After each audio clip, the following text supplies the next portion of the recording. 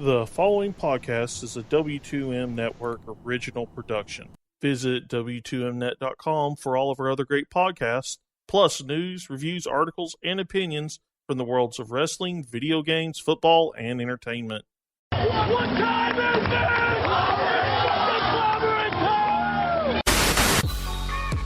There is nobody that holds a candle to the king. You know, I wouldn't be opposed to, maybe you build some tag teams here. We are the absolute best tag team of all time, bar none, the greatest tag team of all time. Jay White's going to be a star, no matter where he goes. I'm going to be the guy that spits in the face of cliches. I'm going to be the guy that tells time to off. Man, what in the world is Joe doing? Just standing. And then I thought to myself, maybe he just likes Jericho's music as much as I do. Your client chose not to escort you out. That's very disappointing to me. It's very disappointing to me. So I want to tell you something face to face, man to man. I'm just an advocate. I understand that, and this is just between me and you. Something very bad is going to happen to you right now. Joe, you're crowded. Listen. I'm going to wrap my arm around your throat, and you're going to feel it tighten. Understand? Oh my God! Joe's got Paul Heyman in the coquina clutch. You heard Joe say he wants Heyman to take a message back to Lesnar. This is Brock's future.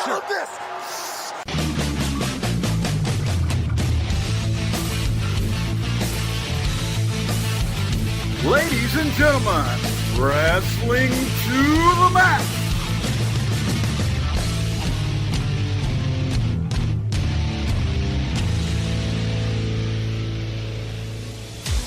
And your hosts, Gary Vaughan, Sean Garmer, and Paul Leazar.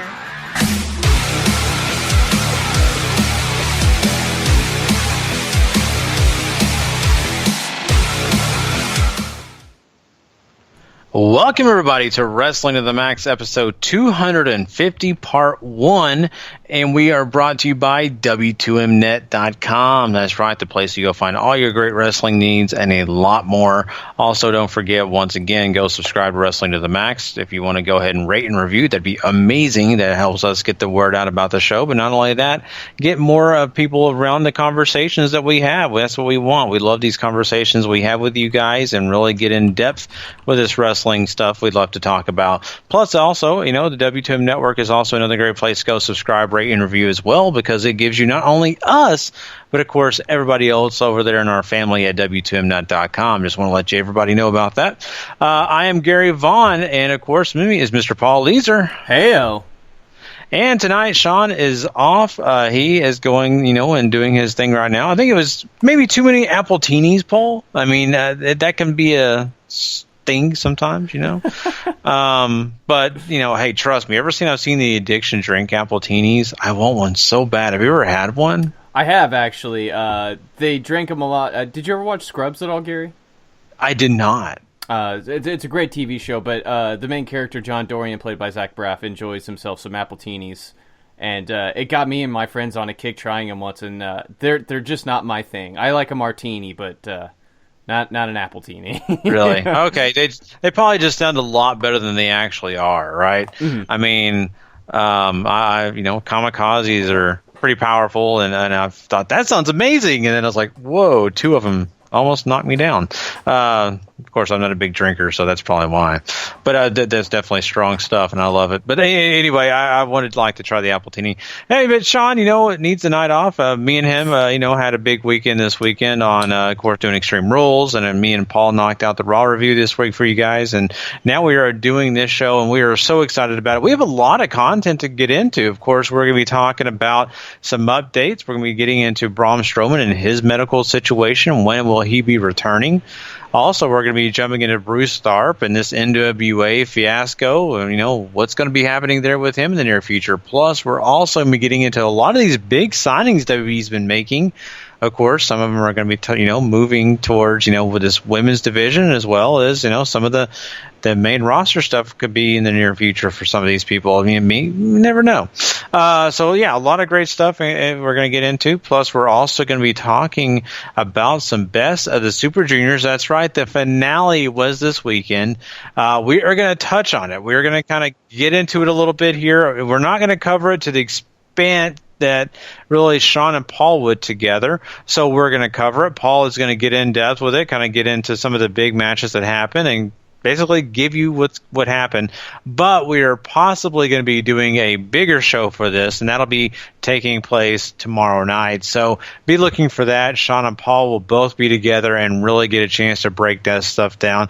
But Paul's going to definitely give you guys all the information you're going to want to know about the Best of the Super Juniors finale. Also, don't forget, we got the Ring of Honor TV taping to talk about. A big match between Adam Page and Adam Cole. You don't want to miss that. We'll be talking about all the stuff that took place with Ring of Honor. So I'm excited, Paul. We got a great show for everybody, a lot of great content. So, we are going to get into this whole thing. And let's go ahead and do this. Let's go ahead and jump into some wrestling news. Let's go ahead and do some quick hits right after this. It's time for wrestling news. Quick hits. Take it away, Gary. All right, guys. Well, let's start off with this Bruce Tharpe situation. Now, we've been talking about this a lot, right? And this whole NWA fiasco, and of course, Billy Corgan trying to take some control, and he can't because Bruce Tharpe kind of screwed up. Didn't get his application in on time for that trademark.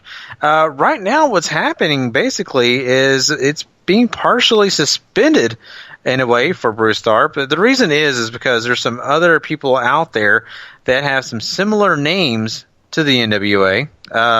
And so that has kind of halted this process, and apparently he has not provided enough proof and information for them to officially give him that trademark. So that's causing him some problems here, and we're seeing that he's going to have to really work on the application some more and try his best to prove the things that he needs to prove. One of the big things we're looking at here is, though, it seems that he wasn't really clear on how commercial his trademark should be. So that's just a big thing, and this is just halting things for Billy Corgan. This is the same problem the Hardys had whenever they were trying to trademark the Broken Hardys gimmick, and that they're not showing enough proof of how this works commercially, how exactly this is its own official entity, and all that good stuff. And for Bruce here, it's a bit more of a problem. Obviously, he's trying to make a lot of money off of the sale, or some money. I don't know how much he's going to make, but this hasn't really stopped negotiations from a lot of the sources I've looked at. They're still talking. They're still moving forward with it. It's just the patent's in some trouble. So I don't exactly know what happens if he loses the patent. I don't know if it stops the sale. I don't know if the NWA on-demand thing sort of becomes in jeopardy, or what's going to happen. But essentially, Billy Corgan could always buy the tape library that is on the table from Bruce, and I would assume he could still buy the company from him too, right? Because it's not like this whole big corporation thing. It's a very small thing. It's looser, I would say. So, if he loses the patent, obviously it's probably going to have an effect on how much Bruce could sell it for, because now you're not buying as much. But I mean, this has to provide some hiccup. I just don't know how big of one if they're still talking about it. Yeah, that's the thing, and I hope for Bruce Tharpe's, really honestly, his monetary situation, this works out in his favor, because I'm sure there's a reason he is selling it. I'm sure he's not doing this just for fun. I know he's probably taken a lot of pride in the NWA. And, sometimes when you're later in your years, you have to do these type of things and sell some of your bigger assets. And this is possibly why he's doing it. I don't know that for a fact, but I could totally see him being the reason why. And, I think, if he can get all this settled, it'll be a lot better situation for him personally. But if it doesn't shake out that way, it's just the way the cookie crumbles, because business is business. And, sometimes you take your losses, right. So. We'll find as much out. As we talk about copyrights on this show, maybe we should find somebody who actually understands copyright law. I think you're right. And you know what? That's my bad, Paul. I probably should have been looking up some of my friends and people. I have a few. So, you know what? We may actually do that. I have a friend of mine who really does kind of work in copyright a little bit here and there. And I could probably get him on the show. So I might work on that, kind of maybe slip him in here. I was just trying to make a joke. I didn't know you literally knew somebody. Well, I mean, he's not official, doesn't work in that business, but, he owns a few business things and works in copyright to an extent because he's a big internet guy, and you got to have a lot of copyrights when you're doing a lot of internet production and all that. So we'll find out. Maybe we'll do that. Maybe we'll understand this a little bit more in the future. But yeah, that's pretty much all we have for that. I mean, Bruce Tharpe is still in this. We're kind of in a holding pattern, right? I mean, this is the same thing with the Hardys. It's a holding pattern. We're going to update you when we hear something outside of that. That's about it, guys. So let's move on to something else that's really interesting. WWE is, of course, signing more talent, and this is amazing because we've heard a lot of times about some of the people that'll be going to be signed, but it never happens, or maybe it just takes forever. I mean, my God, for how long have we been talking about Gary Hojo and people like that? It just, man, they're going to get signed. Well, hold on. Well, they're going to get signed. Well, now we finally do have some people being signed. And, of course, we're excited about some of them. One of them, is a former TNA knockout, Dia Trinidad. She is going to be on board along with Gunner. We also have Fabian Aichner along with, the CWC. He's from the CWC, excuse me. Along with another guy named Axel Dieter. I don't even know who that is, but Dieter Jr. So that's great. I think we already talked about Nixon Newell being signed and Evie. So those are two names that, of course, you can throw in there as well. But maybe kind of talk about some of these talents that maybe people don't know about. Yeah, I could have sworn we've talked about Nixon Newell and Evie signing already, but maybe they just officially put their name to paper and it's just no longer like preliminary agreements or whatever. But Nixon, or Evie, first of all, is from New Zealand, and she's done a lot of work in Europe and England as well as here in the States for Shimmer. I'm a big fan of Evie personally. I think she's great. She's got a very she's a very good baby face. She's just a very bubbly personality. I really enjoy her. Nixon Newell is one of those who I feel like could be somebody really big for the women's division in WWE. She's great face. She's great heel. She's from she does a lot of her work in England. I don't remember if she's actually English or not, but she also has worked Shimmer here in the States. And she's another one who has been influenced by this big strong style craze that's really taken over British independent wrestling, and she can hit like a brick truck. So really looking forward to seeing her. Fabian Aichner, of course, is from the Cruiserweight Classic. There's a lot of talk going around that it's not just going to be UK guys in WWE UK, it's going to be guys from Europe too. So he could be on that show if he's not on NXT, because it's sort of what's being bandied about now for the UK show is that it's going to be NXT for that side of the world. And then you have Axel Dieter Jr. from Westside Extreme Wrestling. He's part of a stable called Ringkampf from that promotion, as well as Progress. An insanely gifted wrestler, not only a great brawler, a great technician. I've never been much for his promos, but that's obviously why this system exists, so you can get better at that, and he's a phenomenal wrestling talent for sure, though. Tia Trinidad, obviously, and Gunner, we're all much more familiar with, hopefully, if you've watched TNA. If you haven't, Gunner is really nothing to worry about. In fact, I really hate this signing. I think he's awful. And Tia Trinidad, I think she's good for what she is. She's definitely somebody who I think could benefit from NXT very highly, just because I don't know, like, she never overly impressed me wrestling-wise, but I think she has the look, and she's very good at playing characters. Yeah, I mean, I think she's going to be a huge addition to, the women's division. And we've already seen her kind of work with WWE a little bit. I mean, she did play AJ Lee in this new biopic with, for Paige and the Paige's family that The Rock is involved in. So, she's been around. It's not like she's been just, all of a sudden appearing. We've kind of seen some things, kind of had some rumors about her getting involved with WWE on a more regular basis. So that's great for her. Really happy to see that. And Gunner, I don't know. I mean, we used to joke about all the time when we really covered TNA a ton, when it was really about him being the generic wrestler, right? I mean, the creator wrestler. So I don't know. I don't understand the signing completely, but I mean, hey, we'll see. Maybe they have an idea of what they want to do, and who knows? It may be more of a fact that he's a military guy and they want to have somebody to build up on that side of the realm of, hey, we can build a character around this military background. Who knows? So, but yeah, I mean, like you said, Paul, you kind of gave me some good background on all these wrestlers, and I think each of them has their place. They're going to find a lot of great talent out there besides just these names, and they're going to try to put them in the places that they need to be. We're seeing WWE become more well-rounded, right? We're seeing a women's show probably develop. We're seeing the UK show develop. And, of course, you're also adding talent to NXT along with, the main roster of WWE. So lots of places to fill talent, and you're going to be seeing more and more names get added, and probably some names also leave as well as they add this new talent. So it's going to be fun, and we're having fun announcing and talking about these new people and looking forward to seeing what they do. Now, let's talk about this UK show. Now, the UK show is something we were really curious how they were going to do it, what they were going to do, and what the plan was.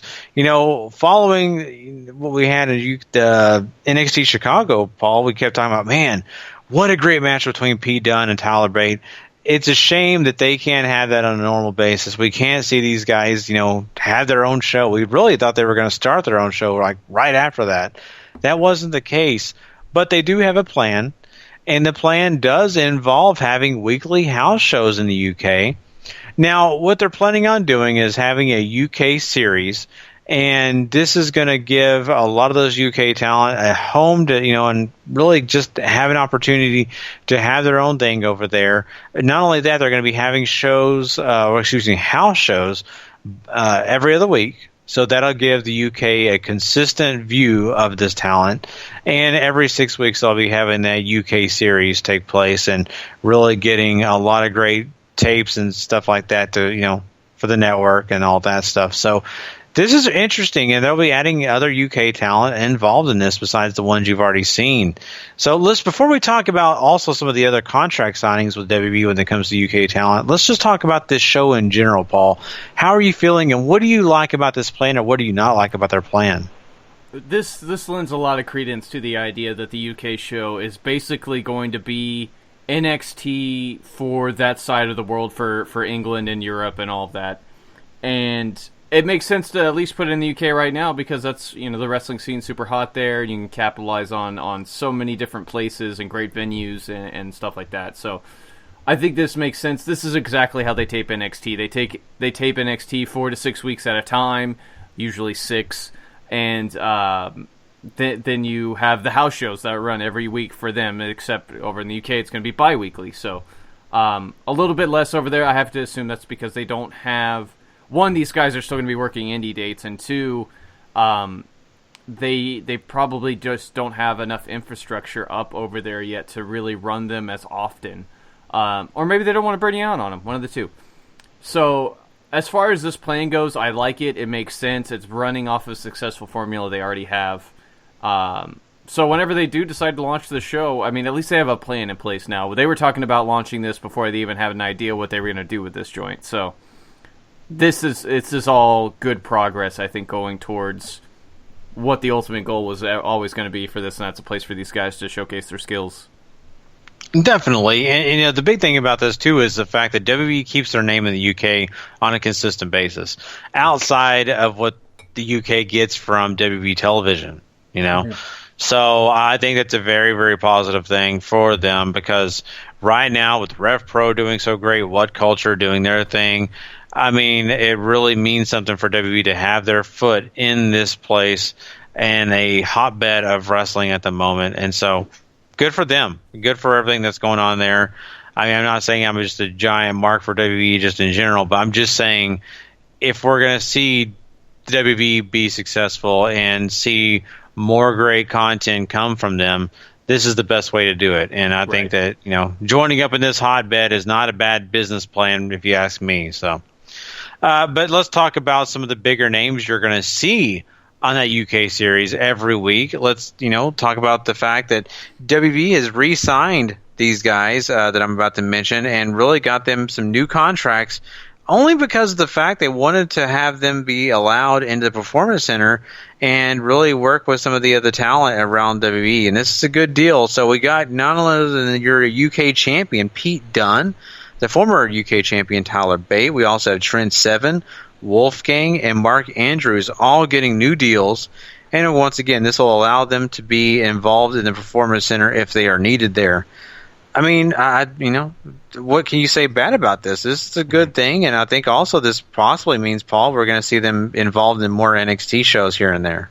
Right, and that's the point here. These guys are going to be used on NXT more often until we see that UK show actually launch.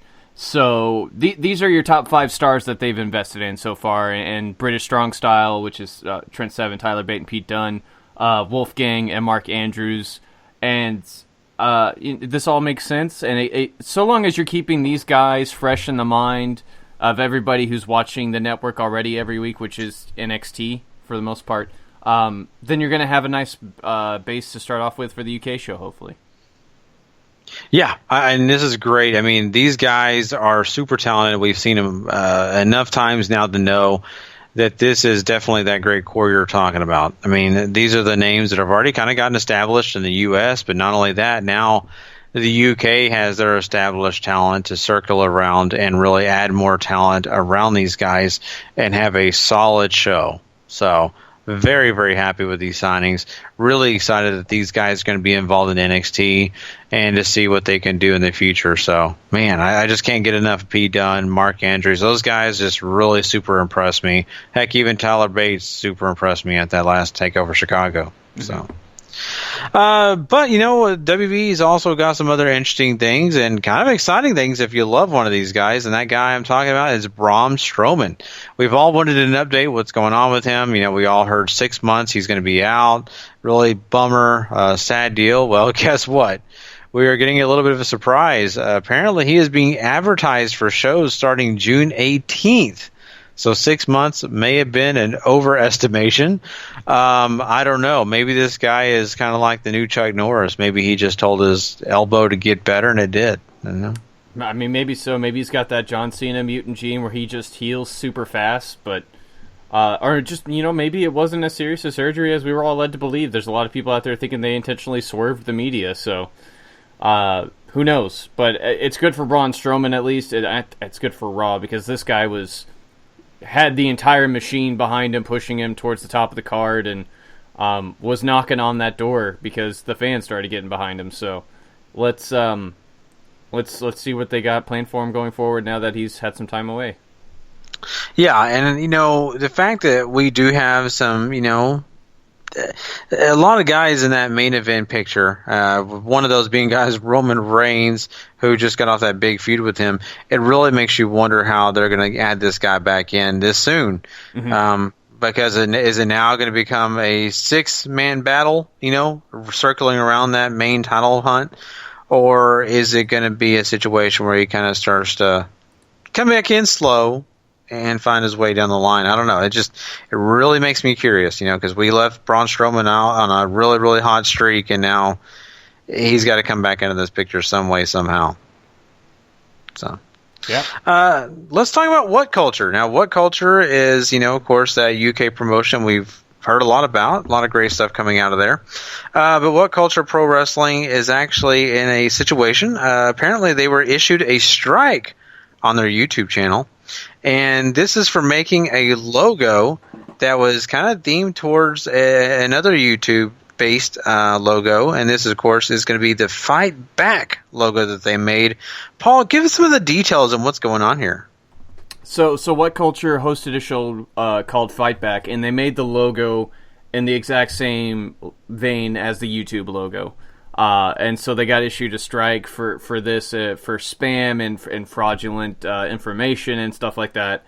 And they've also lost their privilege to live stream because of this as well, which isn't a huge deal because streaming on YouTube hasn't really turned into a big thing because there's so many other places that, for one, do it better, and for two, I think have invested more in making sure you know that you can stream on there.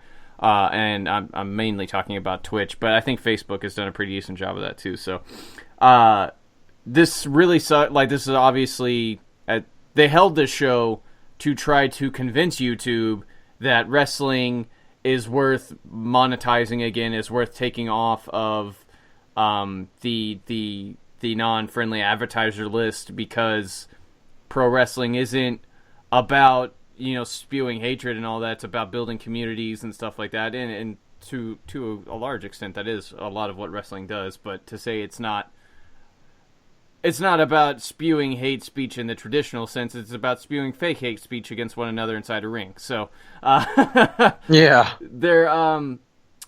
it kind of stinks that this is the way it's kind of gone for them.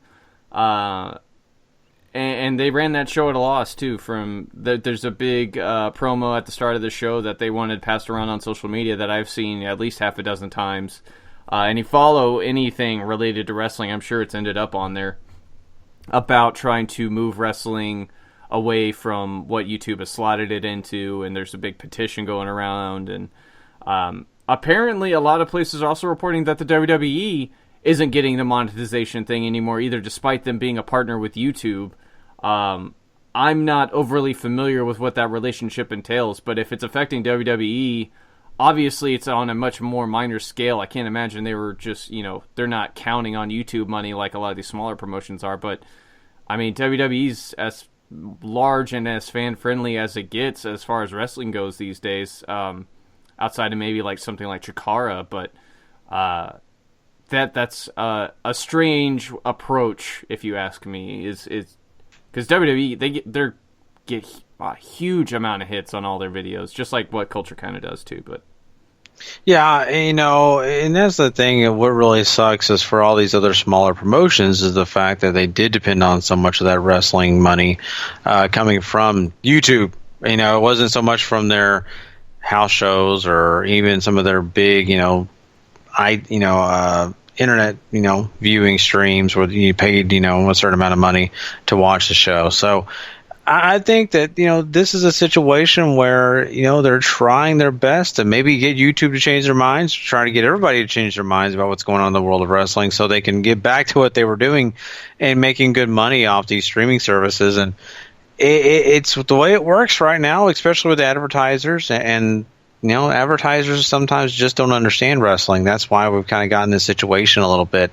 And maybe they just don't know that, hey, this is a good idea to be associated with this product. It's not about, some of the things that's actually taking place on the show. It's just about the fact that the fan base may actually enjoy our products, us posting on there. So this is becoming a big fiasco with YouTube and all that it entails. WWE not making money. I mean, it's like saying, Vince is not happy because he lost money from YouTube, but it's probably to him, I lost using the limousine 85 times a week to 70, Right, yeah. That's probably much more what it's like. Yeah, so there you go. I mean, that's not a big drop in the bucket for him, but for a lot of these other people, it's huge, and it means less shows and also means a lot less content for fans. And that's what sucks about this whole deal. And this is what I hate about it, because it really puts a disadvantage for fans to get a chance to go see new wrestlers, see great content, unless you are really having to fork out money for other products like Stardom or anything else that has those services available to you. You're kind of left in the cold. So I hate that. But you never know. There may be a new service. I've heard of other services trying to get into this and maybe find advertisers to join up to really kind of be that new version of what YouTube was for wrestling. So We'll see if it's successful. One last thing for Quick Hits we have this week, Paul, is one of your most exciting things I know you can't wait to talk about. That is the fact that James Storm, the Cowboy himself, has got himself in a situation where he is now going to be inducted into the TNA Hall of Fame, or the Impact Hall of Fame, if you want to say it that way. Yeah, I don't know what they're going to call it anymore, but as much as I am not a fan of this guy in the very, very bit, it makes sense, right? James Storm is one of those guys who has been there with him since day one. He's won all the big things you could do there. He's had great feuds if you're into them. I did enjoy his stuff with Bobby Roode. I'll admit that, but for somebody who has given so much of his life to one company and has really gone to bat for them a lot, and maybe hasn't been treated so well by them at times, this is very cool, right? I mean, this is somebody totally makes sense to go in there. Guys who have been there for you since day one. For me, I haven't followed James Storm forever. He's a guy that I've watched on Impact here and there. I was never there with him at the beginning when he first got into Impact, and it is what it is. I mean, I'm happy for the guy. I think that he definitely deserves it. He's put so much work into this company. It's almost a given for him to make it this far. I still think that this guy really, could have possibly been a really great wrestler, even moving on from this company and doing some other great things, sticking with WWE maybe, or doing whatever. But, I mean, he's reached this plateau, and this is the place where his Hall of Fame will be. I mean, really, honestly, it's about the dues he's paid. It's about the hard work he's put in place and some of the great matches he's had. Very happy for James Storm. Really, really am. The only thing I kind of find sad about it is I think that if he would have left a little earlier in life and, maybe try to get into WWE and really put his efforts into that more, he may have actually had a Hall of Fame career somewhere else. But, we'll never really know that because he's so far up in age. I just don't see that happening, especially in the WWE. I don't think they're going to give him credit for everything he did in Impact. That's not going to happen. Right. So. But congratulations to James Storm nonetheless. He deserves to be in a Hall of Fame. That is quick hits for us, guys. That's all the wrestling news we have tonight. Of course, on our part 2, we'll have a lot more for you guys. But now we are going to run over and talk some best of the Super Juniors. And once again, I want to set this up for everybody. Paul is going to kind of go through the card, kind of talk about some of these matches, kind of let you guys know what happened. I may ask a question or two as he's going down these cards and to really find out what happened. But besides that, I think we really are trying to plan a big show for you guys tomorrow night with Paul and Sean both sitting down and really getting in depth with this. But right now, we're going to give you what we have. All right, we'll be right back with the best of the Super Juniors. King of Sport. New Japan Pro Wrestling.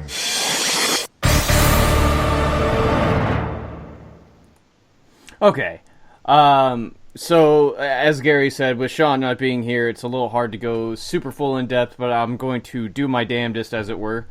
I might not give you everything, especially if we're going to do a special for this tomorrow. I still need to talk to Sean about that, but so they open the show. They have the 2 Young Lion matches that they've been doing recently, seeing as they have so many of them now. And a lot of these matches, until you get to the end, are going to be tags. So, because we're still building up to Dominion on the 11th, which is shaping up to be an absolutely stellar show. So first up, they open with Shota Umino, who is Red Shoe's son. Tomoyuki Oka and Yuji Nagata taking on, Tetsuhiro Yage, Katsuya Kitamura, and Manabu Nakanishi. I really like the current crop of Young Lions. I haven't heard as much hubbub about them as the last crop, who has all since gone off to their various destinations on excursion, like Ring of Honor and CMLL and wherever else they've gone to.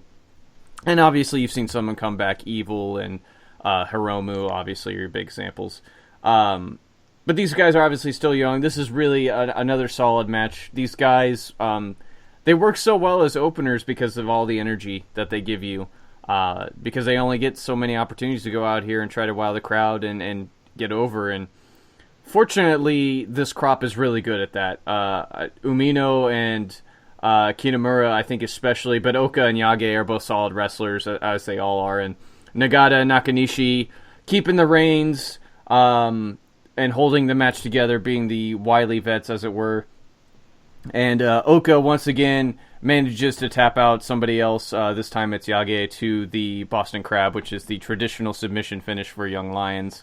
Oka's been getting a lot of wins over all the smaller Young Lions, mostly just because it makes sense. But Oka is the one that they have super high hopes for, thinking that he can be a real big star for him down the road, even though I think they really probably should be hyping up Kitamura a lot more, just because he has that look that you don't see so often in Puro.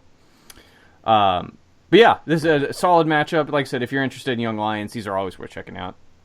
And they follow that up with Hirai Kawato, Hiroshi Tenzin, and Togi Makabe taking on Jado, Toru Yano, and Tomohiro Ishii. This is a shorter, equally as fun sprint. Kawato is the sole young lion here, trying to hold it down. He's the one who's usually the most fired up out of the current crop and always charges on ahead, even though in this occasion, Tenzin and Makabe are trying to calm him down because, well, they're old. Makabe, a lot of the work is on Tenzin and Kawato here on that side, and Jado works his usual stuff, and it is exactly what you would expect it to be. Kawato ends up, I believe, taking the fall again as Ishii just absolutely destroys him with a lariat. That makes me insanely happy to see because Tomohiro Ishii is my boy. So standard stuff right now. I mean, this is above average, I think, as far as six-mans go, but for sure worth your time. As is this whole show, I think. It's pretty good.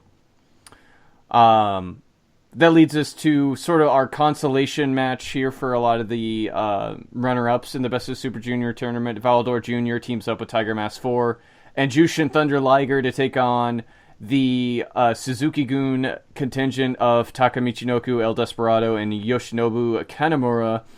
The babyfaces end up going over.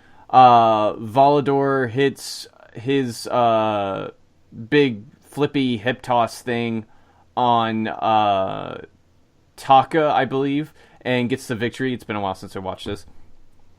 And the good guys get the win here. Me and Sean talked at length, really, about how much Liger kind of got short into the stick, even though he got to play hero on the last day, which was great.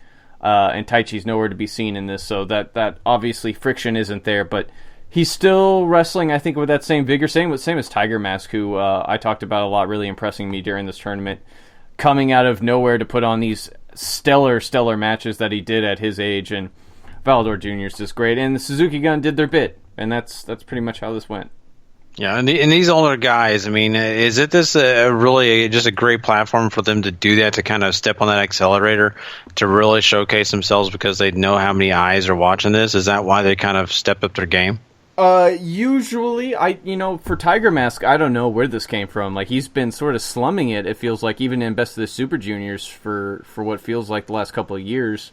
Liger usually always brings it. If he's in six-mans, obviously he's not used as much.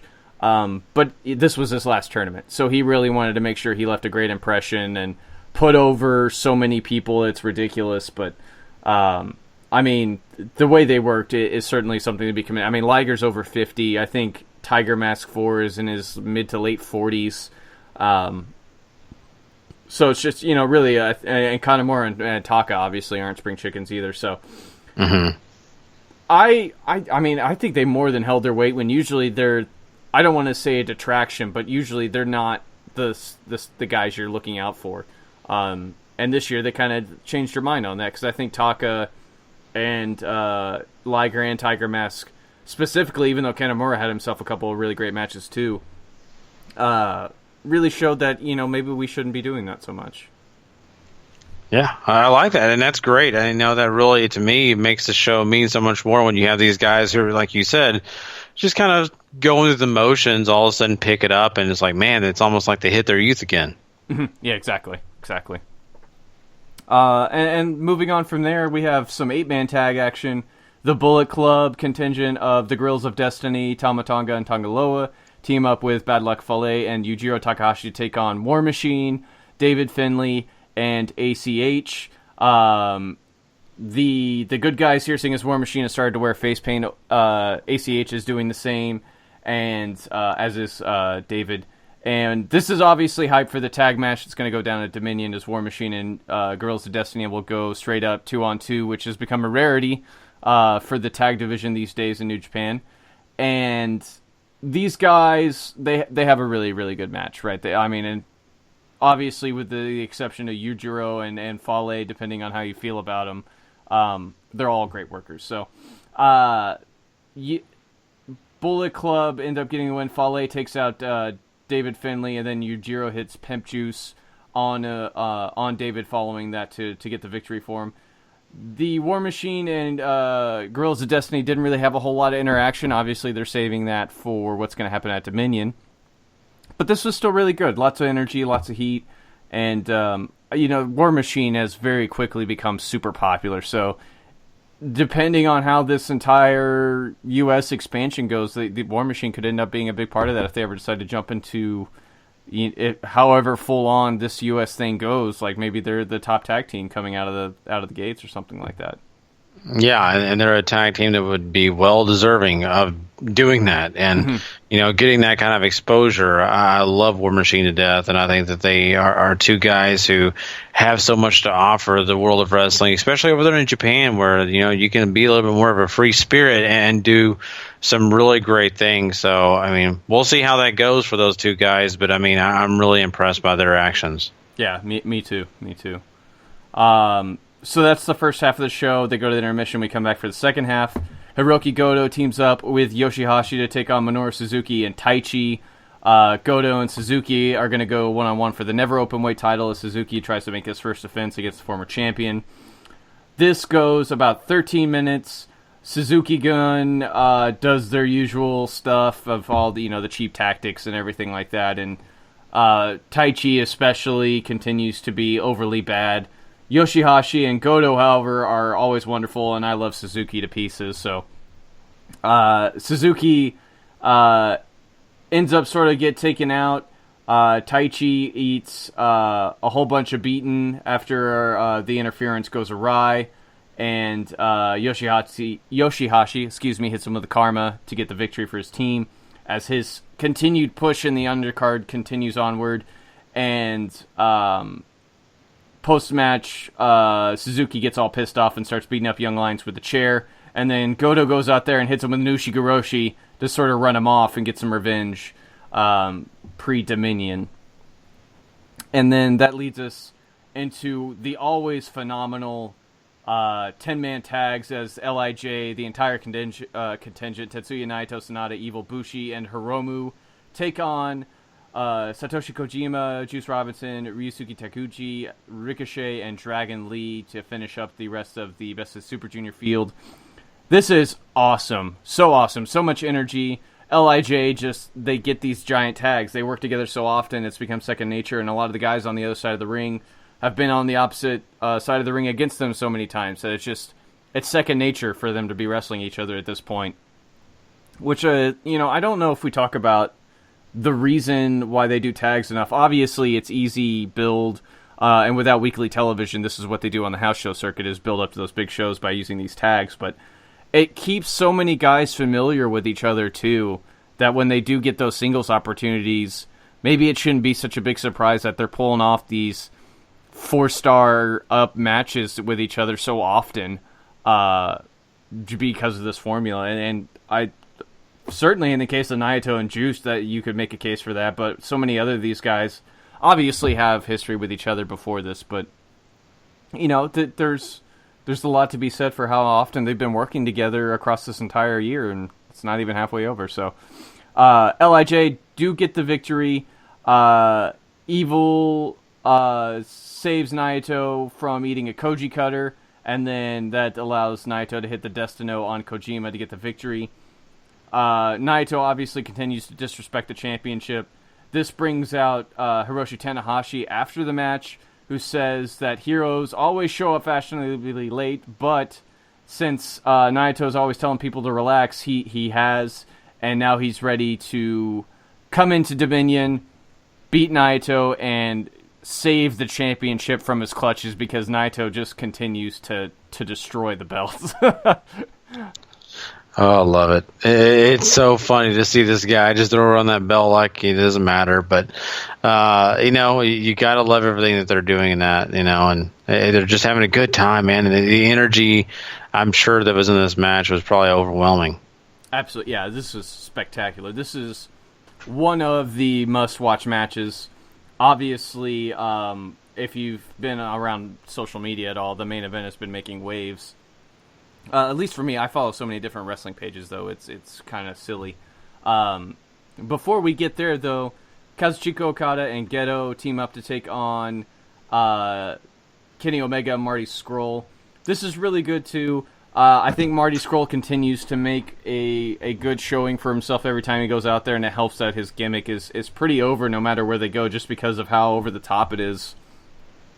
Omega and Okada obviously tease a lot of stuff, but they're obviously holding back a lot because, what they did for Wrestle Kingdom and what could happen, I guess, as they rematch at Dominion, obviously is worth the price of admission alone, or the price of pay-per-view, or the price of however you're going to watch this show, New Japan World, by itself. So, Gedo and Marty Scurll to get a lot of the legwork. Marty Scurll even gets in there with Okada and vice versa as well pretty often. Gedo ends up tapping to the chicken wing. This is solid. This is great build going forward, and hopefully this isn't the last we see of Marty over here in New Japan, because I think he does really well with the fans. He does really well with the wrestling, obviously. I think he's a wonderful wrestler, and it's another easy heel and a singles Bullet Club Junior that they've been missing for a while. Yeah, for certain. And, I just think that, Marty Scurll is going at a pace that is so important for him, and, especially with the fact that he's been really working hard to really, build his brand, if you want to say it. That's very WWE sounding, but it's the truth, because he's not just here in New Japan, but he's also working hard in Ring of Honor and really portraying himself in this big light. And they're allowing him to do that, and especially in this match alone, you get that opportunity to see that he's a serious contender, and doesn't matter what promotion he's involved in. Absolutely. And then that brings us to our main event, the Best of the Super Junior finale. Will Ospreay takes on Kushida for the trophy and the title shot at Dominion. This is incredible. 5 stars easily. There's so much story going into this match, too. Me and Sean have talked at length about what they've been doing with Kushida. Obviously, losing to Hiromu the way he did in 2 minutes the last time they met, losing the championship. He's sort of fallen a little bit, and tournament's been about him trying to redeem himself and get back to a place where he can compete and win back his IWGP Junior Championship. And you have Ospreay, who has been looked over a lot this year, at least in New Japan, suddenly re-emerging here for the tournament, absolutely stealing the show as often as Kushida has, if you ask me, and is looking for redemption here, too, because he's never beaten Kushida one-on-one, so... these guys go at it for 30 minutes, all the big moves you expect, and so many more. The chemistry between these two is just incredible, and Ospreay unfortunately comes up short once again.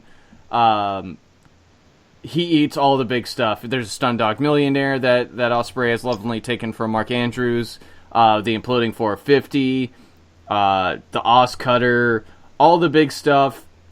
And eventually, Kushida finally hits the God's Last Gift off the ropes, and then rolls it into the armbar, and Ospreay, unfortunately, is forced to tap. So Kushida will get the title shot at Dominion, as much as Hiromu has tried to speak to the contrary in press conferences that went down today. He wanted Will Ospreay because, obviously, he's dealt with Kushida enough in his eyes, and in a lot of fans' eyes. But Ospreay obviously has earned himself a title shot. He did beat Hiromu in the Best of Super Junior tournament. We just don't know when that will be. And Kushida's story kind of comes to a near climax right now, because he wins the tournament again. This is the second time in his career, and he's got his match third time within 6 months now to challenge Hiromu once again. So can he do it, and will he do it? I don't know. I don't think he should. I think Hiromu should keep on running, because they still need to do him and Ospreay at some point. But, man, it's hard to really deny the fact that maybe Kushida could win it back, just with how engaged he's made the fans with this entire tournament. Yeah, and that's great. And what's so exciting is both these guys, Kushida and Ospreay, both, I mean, like you said, have been making waves in this tournament, but not only that, have been just doing this for a long time now, just really showing you that these guys are some of the best at their game, really continually give you those high-rated matches, and I mean, it's hard to explain all the great things that these guys do and the way that they entertain the crowd and just the skill level that they're at right now. They're definitely hitting on all cylinders, and I was glad to see that these guys were going to be mixed back up in the finale here. Good stuff out of them, and, it's okay sometimes, even though you want both guys to come out victorious, you've got to have somebody win, and in this instance, it was Kushida, and, better props to him, I'm sure we'll see some of the great stuff coming from Ospreay and him trying to redeem himself from losing another big one. But I think it'll come in time. And, I'm just happy that, this worked out as well. I mean, Paul, is this one of the match of the year contenders? Yeah, I mean, we've given, I think, I don't know about other people. I've given a lot of matches 5 stars this year so far, but this is right up there. I don't know if it's going to beat, Okada and Omega's effort from Wrestle Kingdom this year, because that match was just next level amazing, and hopefully people remember this fondly. But there's been so much great wrestling this year already, Gary. It's insane. Yeah, I would say, it may have been great, but by the end of the year, this may be one of the ones we don't even mention. Who knows? So we'll see, though. It's cool. So that's the show. That's it. All right, well, there you go, everyone. That is the best of the Super Juniors. That was the finale.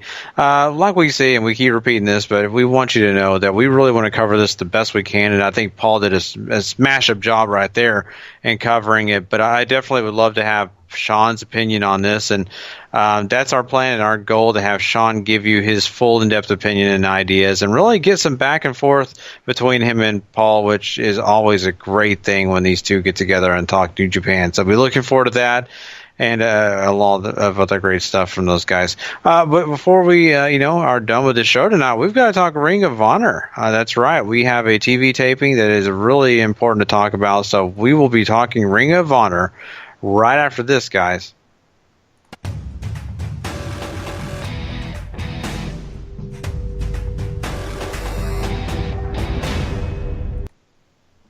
All right, Ring of Honor. They opened this week with Will Ferrara and Cheeseburger taking on War Machine. This is essentially a glorified squash to reintroduce War Machine, who has obviously been away in Japan, as we just talked about there, the current IWGP Tag Team Champions. And this is actually an insanely fun match. Cheeseburger and Ferrara start out not really wanting to get in there with the bigger guys because, they're tiny. And they decide to attack them together. That still goes poorly for them. A really awesome, Hansen back body drops Cheeseburger into Rowe, who power bombs him, and everybody in the arena is thinking that's the end of the match, and Cheeseburger kicks out, which is just incredible. The crowd pops super hard for it, and unfortunately they would make Cheeseburger pay as they hit maybe the largest pop-up power slam I've ever seen in my life. He almost touches the ceiling, it feels like, and Cheeseburger unfortunately falls to the big men, but for a squash, this was really a lot of fun. Yeah, this is one of those matches where, like you said, it's all about, really War Machine looking great, right? That's what it's really about. But I gotta say, they at least gave Ferrara and Cheeseburger an opportunity here to have a little bit of something, and they had a lot of the comedy. As always, the comedy's involved. Both those guys attacking, the War Machine and basically getting punked out, and that's what's lovable about it. But it is what it is. Really, it is about War Machine, and that's fine. War Machine comes out looking excellent. The promo at the end there was really good too, because you really get a chance to know that they're very serious. We don't get a lot of promos from them, at least on Ring of Honor. So what they were saying was something they really felt and meant when they did do it. So I was happy with it. Nothing super big, but it was good. Absolutely. And then after the match, War Machine challenges the Young Bucks for the ROH World Tag Team titles sometime in the future. I would assume at Best of the World, which is June 23rd. And speaking of that, we get a recap video of Cody's promo from last week where he accuses Sinclair and Ring of Honor for having a bit of a conspiracy of why he, of not allowing him basically to become ROH World Champion because they couldn't live with the fact if a free agent won their championship. And so the announce team announces that at Best of the World, the main event's going to be Christopher Daniels defending the championship against Cody Rhodes. And then Daniels gets a promo to say that he's going to end the nightmare that's been plaguing Ring of Honor so he can continue living his dream as ROH World Champion. Yeah, I mean, this is fine. I mean, I think that, you have to have Christopher Daniels, really be confident and come out and say this. And Cody, to me, is a good matchup. I think both those guys are pretty good at what they do in the ring, but not only that, on the mic. So kind of happy to see this all kind of come to fruition. But, for the most part, it's kind of the normal stuff you see. Right. I agree with you, too. I think those two match up really well with each other. Cody likes to work a little slower, which will definitely work, I think, to Daniel's benefit because he obviously likes to work slower. That's always been something he's done in his career, but since he's gotten older, it's become something he's relied upon a lot more. We then get an 8-man tag. LIJ, Evil, Bushi, Sanada, and Tetsuya Naito team up to take on the Briscoes, Bully Ray, and Dalton Castle. This is basically a big fun match. You have all the LIJ shenanigans, Bully Ray mocking Naito by doing his poses and stuff like that, which is just so much fun. And then you get a lot of great dives. The finish comes around. Bully Ray tells everybody in the ring, which is his entire team, to go get the tables. Dalton starts marking out, essentially, and then, turns Jay around. It's like, oh my god, he just told us to go get the tables. Oh my god. And Bushi sneaks into the ring. The boys spot this and leap in there and shove Dalton Castle out of the way. And Bushi hits his green mist on Jay Briscoe instead of Dalton. And that immediately allows Naito to roll in and get the roll-up victory over Jay Briscoe. And this is essentially leading to the Briscoes and Bully Ray challenging Dalton Castle and the boys, Dalton Castle and the boys challenging Bully Ray and the Briscoes for the 6-man titles, which has sort of been building up in the background for some time, but this is sort of now a big contention point because the boys saved Dalton and not Jay when it sort of mattered, and even though you have all this stuff going on, it's not all simpatico. Yeah, for sure. And, I just want to start by saying LIJ did an excellent job in this match. Really exciting to see them. My boy Naito, love him. Still love him to death. And his shenanigans were nonetheless as great as they always are. I love the fact that he just threw the title up in the air and just whatever. Yeah, didn't care. Kicked it all the way down to ringside, I should mention as well. Yeah, it's pretty comical, even though it's like, oh boy, that's pretty disrespectful. Yeah. But the match itself, a lot of fun. You've already said that, Paul, and I totally agree with you. I enjoyed every minute of it. I think that they did a great job when it comes to chemistry and just really putting this thing together. The really important thing coming out is about, what happened with, of course, the boys and the Briscoes and all of that.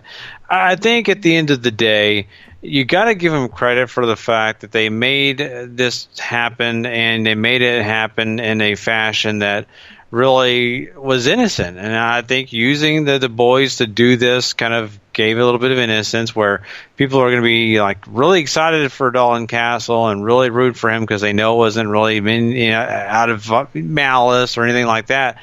But it also comes down to the Briscoes just being pissed and being angry, and they're going to do everything they can to get back at him and even put up their titles, which I don't know so much still that this is a great idea. I mean, really, are we going to believe that Dalton Castle and the boys are going to hold those titles? I'm still not sold. Now, I feel like the Briscoes and Bully Ray could be the team they could drop them to because really, that's just a super team. That's all that it really is. It's not like this is a team that's going to go down in history as, the best that there is in tag wrestling when it comes to the trios title. So we'll see, but I think at least it's kind of a fun little thing here and entertaining overall. Yeah, and I mean at least they're trying to continue to make the 6-man titles feel like they matter. There's a lot of story around them. The Bully Ray and the Briscoes are a great team to hold these belts just because. One, everybody, no matter where Ring of Honor goes, loves the Briscoes, and Bully Ray obviously has the name. But, there's not a lot of other great contingents that they could defend him against, and At least everybody's invested in Dalton Castle and the boys. So even though the story's a little convoluted, it's two teams who people are interested in, and I think that's what really counts a lot here.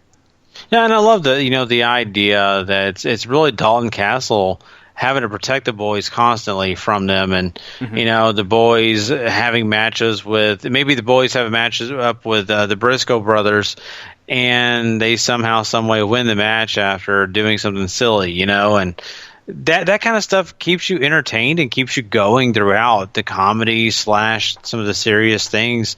Make this feud work, right? Whereas, if you just had another match between three other guys facing the Briscoes and Bully Ray, you just possibly may not care. And I think this one at least gives you something to care about because you're sympathetic towards the boys, you're sympathetic towards Dalton Castle. Exactly. So moving on from there, we get a promo from Hangman Page talking about how everybody came here tonight to see Adam Cole, but what they really came here to see was to watch Adam Page toss him out of Ring of Honor forever. We then get another Punishment Martinez video package of him destroying people, and then Jay Lethal gets a promo to warn Bobby Fish that Silas Young is his problem to take care of and not really Bobby's. So obviously, despite the fact that they seem to be at least watching each other's back a little bit here, it's still not all a bed of roses for Lethal and Bobby Fish's relationship, as they've had so many issues in the past. Yeah, and that's going to be a situation for them that really is not going to be easy, and we're already seeing that. So I appreciate that. I appreciate they're sticking to the history. They're not just saying, oh, well, it's convenient for us to be buddies, so we're going to be best friends. I really, really appreciate that part of it. And it's also given Silas Young a little bit more of an opportunity to actually be victorious. So, I think it's smart stuff. Yeah, I agree completely. Then we get this nice mention for New Japan as Roppongi Vice and the Young Bucks. Apparently, during the War of the Worlds tour, the Bucks were constantly attacking Roppongi Vice. And at Dominion, it'll be those two going 2-on-2 for the IWGP Junior Tag Team titles, which should be awesome. However, next week on Ring of Honor TV, Roppongi Vice and a mystery partner will meet the Young Bucks, and I think they said Adam Page, but I missed that part, and I should have gone back and rewatched it. In a six-man, and after they make the announcement, they turn around and they open a door, and the Young Bucks jump out and super kick them, and then Hangman stomps them a little bit. So you have that to look forward to next week.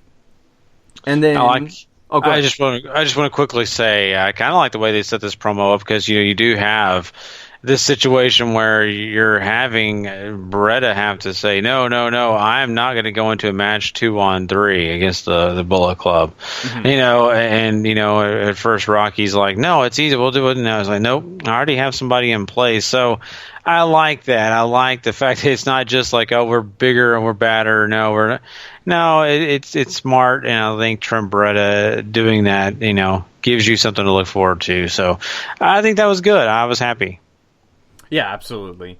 And once again, anytime those two teams meet each other, it's usually always super awesome. So you got that to look forward to for sure. Adam Cole then takes on Hangman Page in the main event. This is another pretty good match too. They get all their big stuff in. Adam Cole even goes so far as to hit a destroyer on the floor on Hangman Page, which Page sells perfectly, if you ask me. And then Cole goes for another destroyer inside the ring after they lay out for a little while after that. However, Page reverses out of that into a rite of passage, goes for a pinfall. Cole kicks out at 2. So Page revs up a whole bunch of speed by bouncing back and forth between the ropes, hits a huge lariat, and then a second rite of passage to get the victory.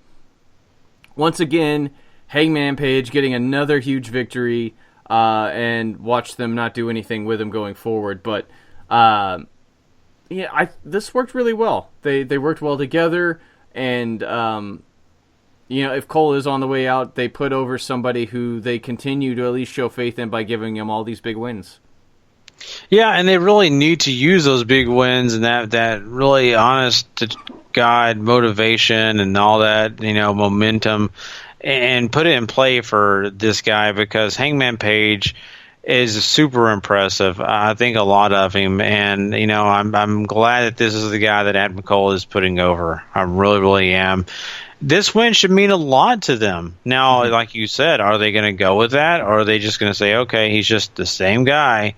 But beating a guy like Adam Cole is not easy. He's a former champion, and honestly, it means something. So hopefully they use that to their advantage in storyline. I don't know if they will or not, but I really feel like it'd be the best thing for them to do with Hangman Page. And Adam Cole, losing this way after a big match is not such a bad thing. So I'm okay with it, and I think it was a pretty good match. Yeah, and then after the match, Adam Page decides to sort of go next level. A bunch of referees come out to try to take him away after he starts attacking him. He beats up one of the referees, takes his belt, and then whips Cole a couple of times. Kazarian comes out to make the save because obviously their match at War of the Worlds didn't really settle anything. And Kazarian ends up chasing him off to the back to send us home. So that feud obviously isn't over, but it's good. Page looks super impressive, and whatever they decide to do with him and Kazarian going forward, hopefully should be good.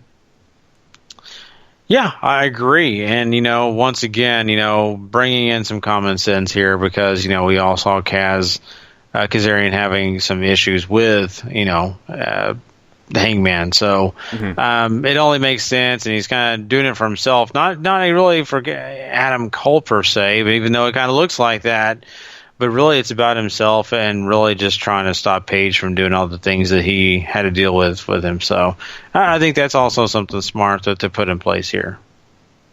I completely agree with you, and that's Ring of Honor for the week. Yeah, really good Ring of Honor this week. I thoroughly enjoyed it. I think almost everything on this show had a lot of, positive things and also really good matches. So go check it out. If you haven't seen it yet, it's definitely worth your time. We really do want to recommend that. Yeah, but that is our show for this first part of the week. Of course, next Thursday night we'll be doing part 2 of this show. Also, don't forget all the great review shows that we have for you guys. We'll be doing SmackDown Live and 205 Live for tomorrow. We've already done the Raw review, as well as, we're looking forward to having that New Japan show that we'll be doing, hopefully a special on the Super Juniors best of the Super Juniors finale there. So hopefully you'll get a chance to hear that. That's going to be a lot of fun. And, of course, all that other great content this week. So you don't want to miss a minute of the action. Go check out the W2M Network. Also, if you just want us, you go subscribe to Wrestling to the Max. And W2Mnet.com has everything under the sun when it comes to our podcast and a lot more. So please go do that. And, once again, thank you for listening. It's an honor to be able to sit here and just chat about wrestling and, of course, have you guys tag along. So until next week, for myself and Mr. Paul Leazar, we will see you guys down the road. Have a good one, guys.